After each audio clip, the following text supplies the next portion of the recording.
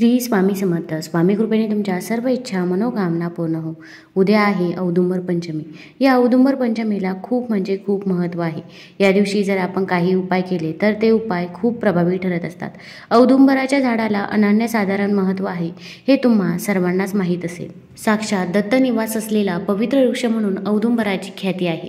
21 गुणांनी परिपूर्ण औदुंबर वृक्षाखाली सद्गुरू माऊली दत्तांनी साधना केली. औदुंबराला भूतलावरील कल्पवृक्ष म्हणतात, कारण प्रभू विष्णूंनी औदुंबराला आशीर्वाद दिला आहे की याला सदैव फळे येतील. तसेच या झाडाचे पूजन व भक्तीने सर्व मनोकामना पूर्ण होतील. या झाडाचे दर्शन केल्याने उग्रता शांत होईल. या झाडाच्या नियमित प्रदक्षिणा घातल्याने अपत्य प्राप्ती होईल. औदुंबराच्या सेवेने जन्मजन्मांतराची पापे नष्ट होतात व इच्छित फलप्राप्ती देखील होते. या दिवशी जर आपण काही उपाय केले तर ते उपाय खूप प्रभावी ठरत असतात. तुमची जर एखादी इच्छा असेल की खूप दिवसापासून इच्छा आहे आणि ती पूर्ण होत नसेल तर कोणते उपाय करावे, किंवा घरामध्ये आर्थिक टंचाई ही सतत जाणवत असेल, मुलांची जर प्रगती होत नसेल, घराची मुलांची पतीची प्रगती कुठेतरी खुंटली असेल तर ती प्रगती होण्यासाठी कोणते उपाय करावे याबद्दलची सर्व माहिती मी तुम्हाला आज या व्हिडिओमधून देणार आहे. तत्पूर्वी तुम्ही चॅनलवरती नवीन असाल तर चॅनल लाईक करा आणि सबस्क्राईब देखील करा. कमेंटमध्ये श्री स्वामी समर्थ किंवा श्री गुरुदेव दत्त लिहायला विसरू नका. आपल्याला या औदुंबर पंचमीच्या दिवशी सकाळीच उठायचे आहे. अगदी तुम्ही ब्रह्ममुहूर्तावरती उठले तरी पण चालेल.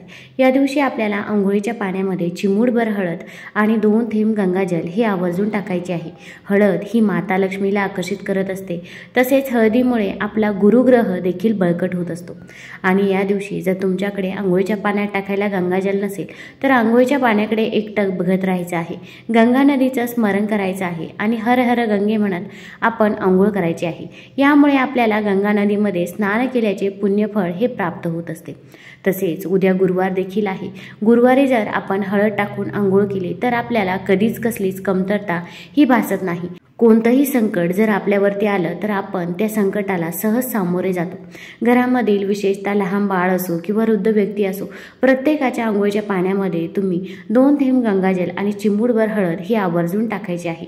विशेषतः आजारी लोक असतील त्यांच्या आंघोळीच्या पाण्यामध्ये तुम्ही ह्या 2 वस्तू आवर्जून टाका. तसेच त्यानंतर आता आपल्याला या दिवशी पिवळ्या रंगाचे वस्त्र हे परिधान करायचे आहे, किंवा लाल रंगाचे वस्त्र देखील तुम्ही परिधान करू शकता. पण आपल्याला या दिवशी चुकूनही काळ्या रंगाचे वस्त्र हे परिधान करायचे नाही, कारण की जेव्हा शुभ कार्य असते तेव्हा आपण काळा रंग हा घालत नाही. या दिवशी आपल्याला औदुंबराचे झाड जिथे पण असेल तिथे तुम्हाला जायचे आहे.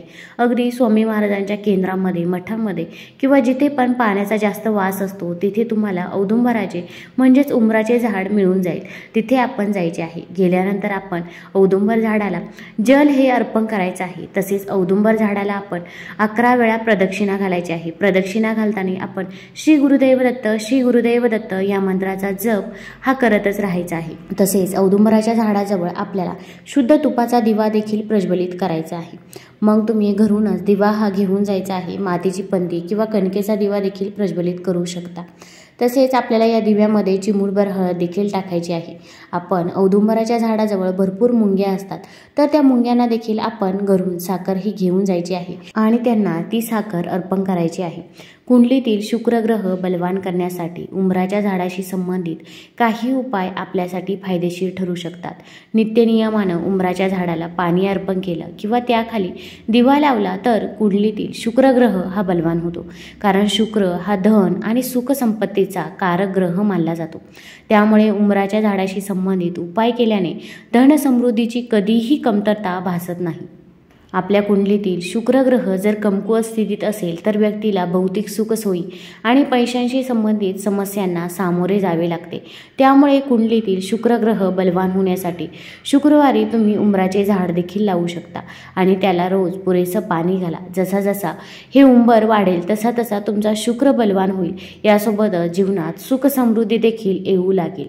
तर उद्या आपल्याला उंबराच्या झाडापाशी बसून काही मंत्रांचा जप करायचा आहे. त्यामुळे आपली जी काही इच्छित मनोकामना आहे ती नक्कीच पूर्ण होईल. तर आपल्याला उंबराच्या झाडाखाली बसून दिगंबरा दिगंबरा श्रीपाद वल्लभ दिगंबरा या मंत्राचा 108 वेळा जप करायचा आहे. अगदी 11 वेळा किंवा 21 वेळा देखील या मंत्राचा जप करायचा नाही, तर आपल्याला 108 वेळाच या मंत्राचा जप करायचा आहे. ज्यामुळे आपली जी काही इच्छा आहे, जी काही मनोकामना आहे ती नक्कीच पूर्ण होईल. भरपूर वेळा आपण उपाय करतो, सेवा करतो, पण आपल्याला त्याचा फरक हा जाणवत नाही. तसेच आपली जी काही इच्छा आहे ती पूर्ण होत नाही। तर आपण नेहमी मनामध्ये सकारात्मक विचार ठेवायचा आहे की मी हे केल्याने माझं काम होणारच आहे। मनामध्ये कोणतीही नकारात्मकता येऊन द्यायची नाही। आणि जर आपली इच्छा पूर्ण झालीच नाही तर एवढं लक्षात ठेवा की स्वामी महाराजांच्या मनामध्ये दुसरं काहीतरी असेल, कदाचित त्यापेक्षाही आपल्याला जास्त काहीतरी द्यायचं असेल, त्यामुळे आपली इच्छा पूर्ण होत नसेल किंवा आपण जी गोष्ट मागत आहोत ती गोष्ट कदाचित आपल्यासाठी चांगली नाही म्हणून ती आपल्याला भेटत नाही। जसे की एका आईला माहीत असते की आपल्या लेकरासाठी काय चांगलं आहे आणि काय वाईट आहे, तेच आई आपल्या लेकराला देत असते। तसेच स्वामी माऊलींचं देखील आहे। त्यामुळे तुम्ही अजिबातही नाराज होऊ नका, फक्त सेवा करत राहा, त्याचं फळ आपल्याला एक ना एक दिवस मिळणारच आहे। तर आपल्याला या दिवशी गुरुचरित्रमधील एक अध्याय वाचायचा आहे। तर गुरुचरित्रमधील 18वा अध्याय आपल्याला या दिवशी आवर्जून वाचायचा आहे। औदुंबराच्या झाडाखाली बसून गुरुचरित्रामधील जर तुम्ही 18वा अध्याय वाचला तर तुमची जी काही इच्छा आहे, जी काही मनोकामना आहे ती नक्कीच पूर्ण होईल। फक्त हा अध्याय पठण करायच्या अगोदर आपण तिथे शुद्ध तुपाचा दिवा प्रज्वलित करायचा आहे आणि मग तुम्ही अध्याय वाचनाला सुरुवात करायची आहे। तुम्हाला अध्याय पठण करणे शक्य नसेल तर तुम्ही मोबाईलवरती देखील हा अध्याय लावून देऊ शकता। अगदी तुम्ही हा अध्याय श्रवण केला तरी पण चालेल। आपण हा अध्याय नुसता श्रवण केला तरी पण आपल्याला त्याचे पुण्यफळ हे मिळणारच आहे। तसेच आपल्याला जर मासिक धर्म असेल तर हा अध्याय पठण करायचा नाही। तसेच सूतक असेल तरी पण देखील तुम्ही हा अध्याय पठण करायचा नाही। आपण या दिवशी म्हणजेच गुरुवारी तर मांसाहार करायचाच नाही, तसेच बुधवारी देखील आपण मांसाहार करायचा नाही। कांदा लसूण याचे सेवन देखील करायचे नाही। भरपूर वेळा आपल्याला गुरुचरित्र पारायण करण्याची इच्छा असते, पण आपण गुरुचरित्र पारायणाचे नियम बघून हे पारायण आपण करत नाही। तर हा अध्याय पठण करण्यासाठी जास्त काहीही नियम नाही, त्यामुळे तुम्ही औदुंबराच्या झाडाखाली बसून गुरुवारी हा अध्याय जरूर पठण करावा। तसेच आपल्या मनामध्ये जी काही इच्छा आहे, अगदी कठीणातली कठीण कोणतीही इच्छा असो, ती आपल्याला औदुंबराच्या झाडाखाली बसून 3 वेळा बोलायची आहे। मनापासून ती इच्छा बोला, बघा ती इच्छा दत्त महाराज नक्कीच पूर्ण करतील। आणि ज्यांना पण औदुंबराच्या झाडाखाली जाणे शक्य नाही तर त्यांनी घरी श्री स्वामी समर्थ महाराजांची, श्री दत्त महाराजांची सेवा ही आवर्जून करायची आहे। तसेच आपण घरी देखील दिगंबरा दिगंबरा श्रीपाद वल्लभ दिगंबरा, दिगंबरा दिगंबरा श्रीपाद वल्लभ दिगंबरा या मंत्राचा 108 वेळा जप करायचा आहे। त्यामुळे देखील तुमची जी काही इच्छा आहे, जी काही मनोकामना आहे ती दत्त महाराज नक्कीच पूर्ण करतील। फक्त तुम्ही विश्वास ठेवा। तुम्हाला व्हिडिओ आवडला असेल तर चॅनलला लाईक करा, सबस्क्राईब करा। धन्यवाद।